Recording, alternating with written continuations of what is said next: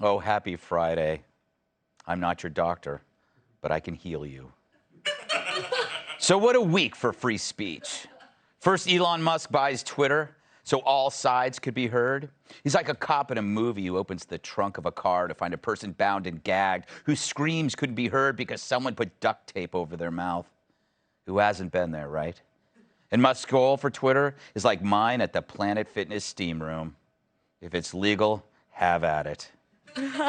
But then the White House announces a ministry of disinformation to monitor your speech as if they're the parents and you're a newborn in a crib in the next room. So the people lying want to be the arbiters of truth. That's like Seth Meyers deciding what's funny. You're not going to believe this. Here's the lady who's running the thing. Information laundering is really quite ferocious. It's when a huckster takes some lies and makes them sound precocious by saying them in Congress or a mainstream outlet. So disinformation's origins are slightly less atrocious. It's how you hide a little lie. It's how you hide a little lie. It's how you hide a little lie. When Rudy Giuliani shared bad intel from Ukraine, or when TikTok influencers say COVID can cause pain. They're laundering disinfo and we really should take note and not support their lies with our wallet, voice, or vote. Oh! Well, that's it for us tonight. You know what? Maybe she's right. Some forms of speech should be banned. Jeez. So now the government thinks your speech is dangerous. Them! Which is ironic coming from people whose poor choice of words were responsible for people dying during COVID, or whose words are responsible for sending young people off to die in pointless wars. The government now holds the reins on truth. Reins, not whips, like in recent disinformation from the government. And it's weird to see who's happy and who isn't about Elon Musk. When Elon Musk says, wow, this is about free speech, it seems to me that it's about free speech of straight white men.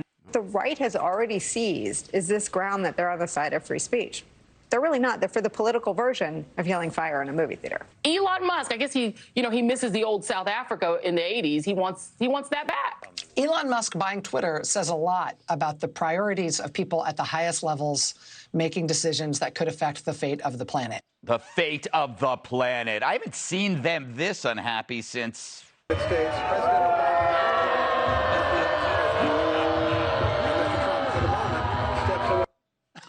But these are people in the media melting down.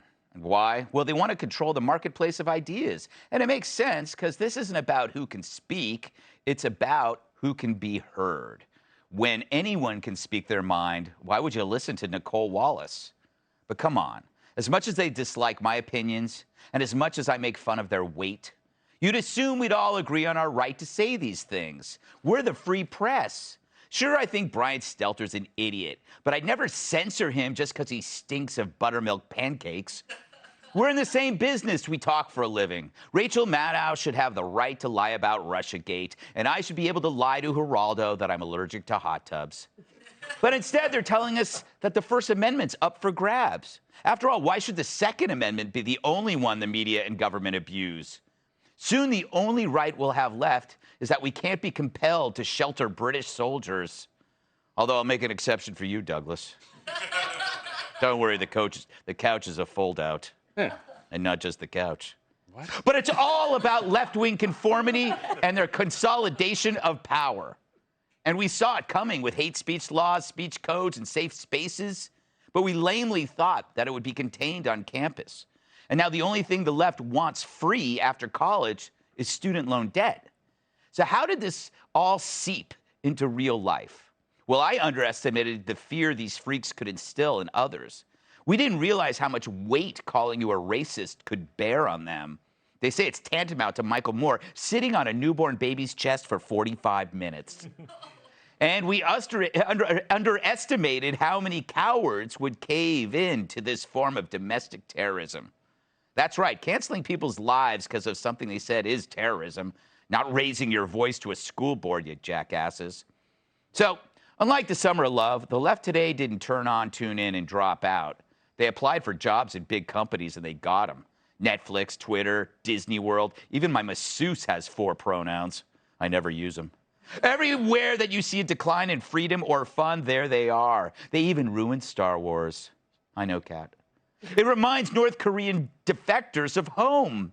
They now target stuff that was off limits, your parenting abilities, your health, your job, your safety. You know, things that used to come under the category of none of your business. And everything you say is now a tripwire. I'd say booby trap, but I don't want to get hauled into HR. This isn't feeling like America, and maybe that's the goal. They never liked this place to begin with, but instead of leaving, they're trying to recreate what immigrants escaped from. Tyranny, authoritarianism, fascism. They focus on bureaucrats, media cowards with power, and replace them with little tyrants dedicated to the left-wing hive mind. And now hate speech is all speech except theirs. It's weird to see a free press embrace this. It's like surgeons disavowing the Hippocratic Oath. It's like athletes denouncing winning. It's like me condemning sculpted pecs.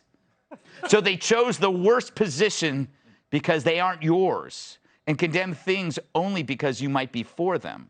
This happens when you make the political personal. They go after cops, moms, dads, kids, and now speech. What could be next? You can say a lot about these leftist a-holes, but unambitious ain't one of them. And with enemies like that, who needs Russia? Let's welcome tonight's guest. He's whiter than a cauliflower sandwich on Wonder Bread. Fox News contributor Tom Shalhoub.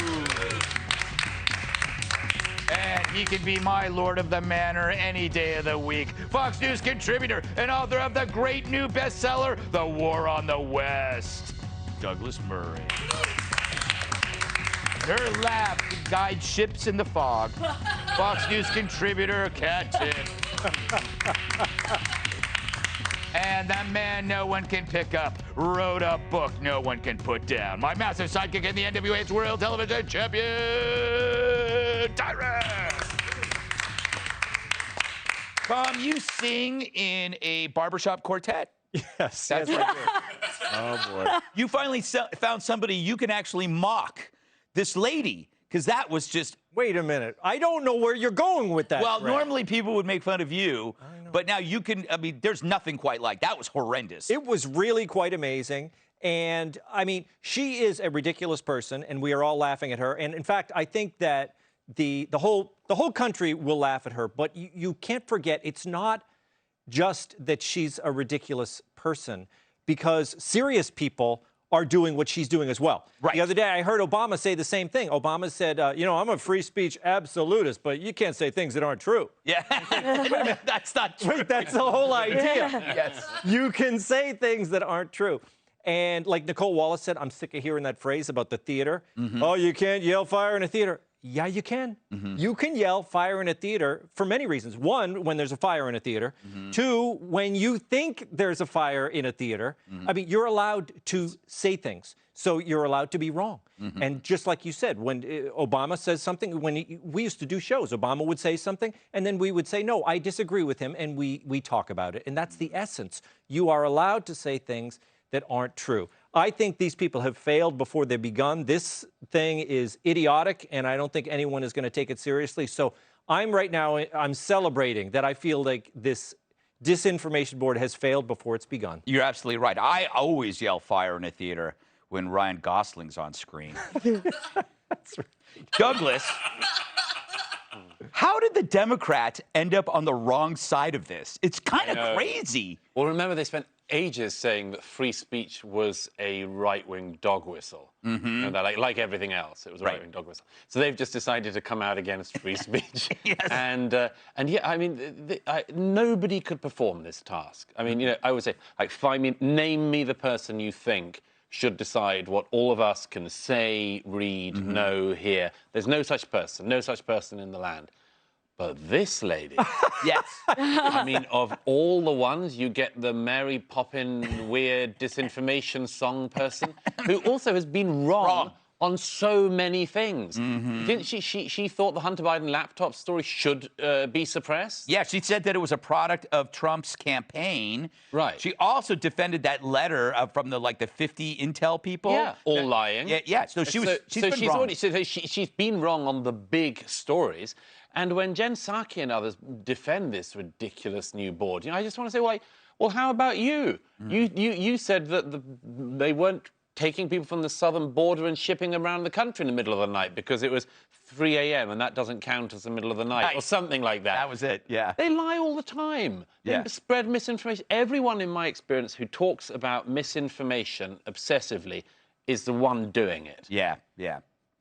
Tyrus, this feels like a great week if you love free speech, right? Like if you're unhappy politically about what happened this week, you might want to rethink your politics. Like if this bothers you. Yeah, well, I think it's sad that we have to be excited about someone saying, hey, let's just be normal. Yeah. Let's just, hey, everyone just police yourself and agree to disagree, or you disagree, but everyone gets a voice. That shouldn't be a big thing. I think the horribleness is Julie Andrews. What did she do? Yes. What did she do to deserve to be mocked like that? That was brutal. A remix or whatever.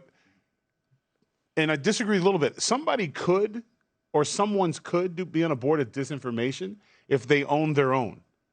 So if she would have came out and said, I did this silly, well, I wouldn't own that. I would make up a lie and say my kids were being kidnapped and they said I had to sing this song. Otherwise everyone died, and luckily everyone lived, so I did my part. But what I'm saying, if she would have came out and said, listen, I was wrong about the Hunter Biden thing, and I'm going to make sure that when you're wrong about something, it doesn't mean it goes away. But that would take a really, really brave and honest person. And probably a billionaire who doesn't gain anything. Yes, that's the fact that she could take this job without admitting that she's because she'll double down on that stuff. Yes. So she's disqualified. Kat, you hate freedom and you hate speech.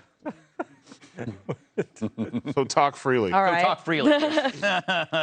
Isn't it funny, though, to see Democrats coming out against something like this? It's just weird. Everything is turned upside down. Yeah, I'm having a hard time understanding this. I mean, it's just objectively ridiculous to have this, anti-disinformation board led by someone who is famous for spreading disinformation. I don't understand how everybody is not pissed off about this and pointing out how absurd it is. And if the reason you're not is because this is a Democratic administration and you're a Democrat, then you're too stupid for there to even be words for that. Because obviously it's not always going to be a Democrat administration. Right. And obviously when the government creates something, doesn't really usually go away after that. So when it's not a Democratic administration, this will still be there. Yeah. I don't understand how everybody is not upset about this. I think that Dana made a good point on the 5 yesterday. Very rare.